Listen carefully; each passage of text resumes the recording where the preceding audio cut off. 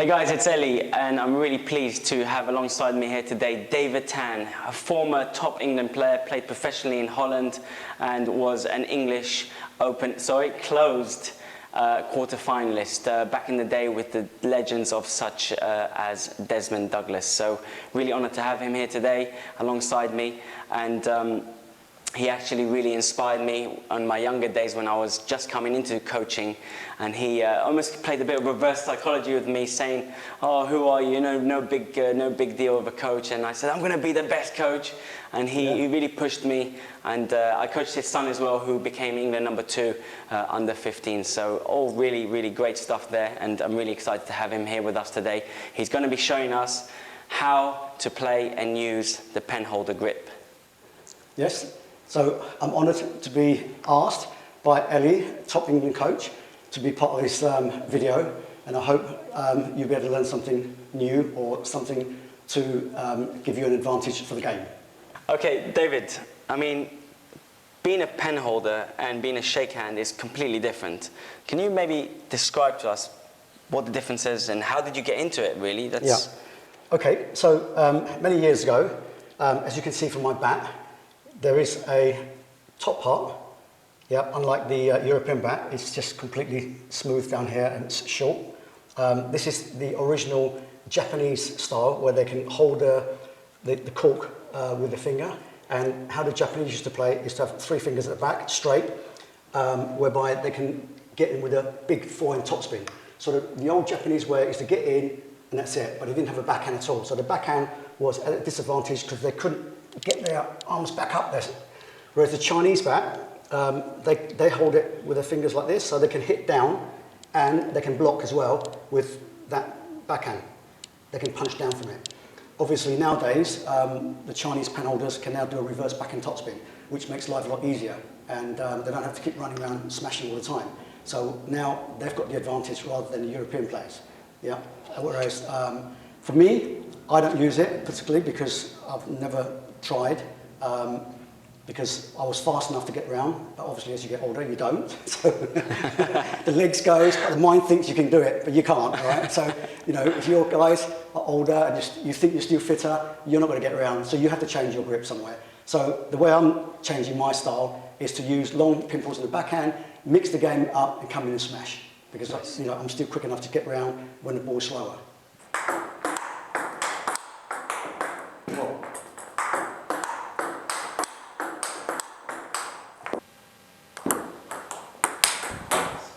Okay, so as you saw the last point, one of the big advantages for penholders, like myself, is that if you do a really good short side spin serve, when they flick, you're always looking to open up. So I was already prepared, moving towards my backhand side for the kill, and hence winning the point. Okay, so what you might have just noticed over there is I did a forehand topspin very wide to David's backhand side, but because he's a penholder grip player, his reach span is a little bit less than if he was a normal shakehand player where he can reach a little bit further.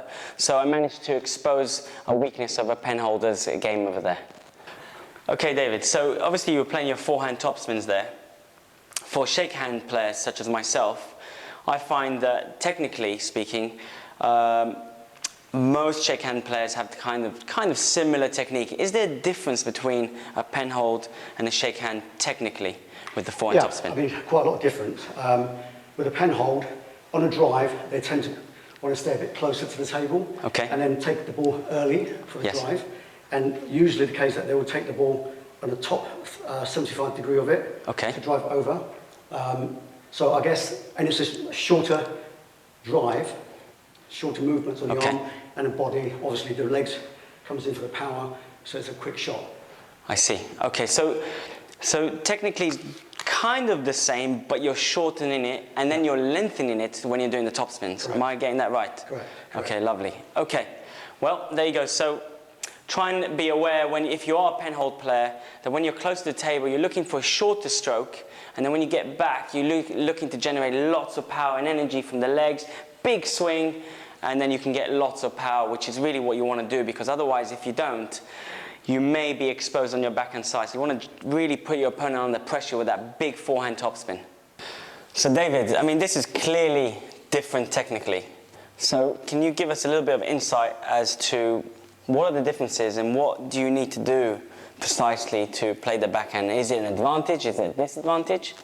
Okay, so when you were doing a forehand drive, it was a lot easier because all I need to do is just touch the ball back and make sure the angle's right for the ball to go back.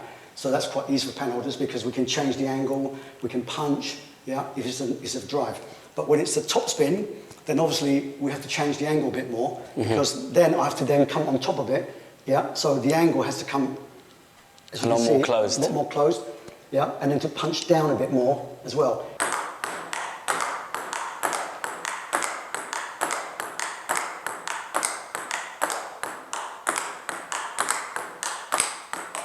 And the back of my fingers, again, that changes. So whereas when I do a forehand, my fingers at the back's like this. When I do a backhand, that changes to like this. So I'm gripping the two fingers at the front, very tight to the back, and then having to punch down to make sure that is closed.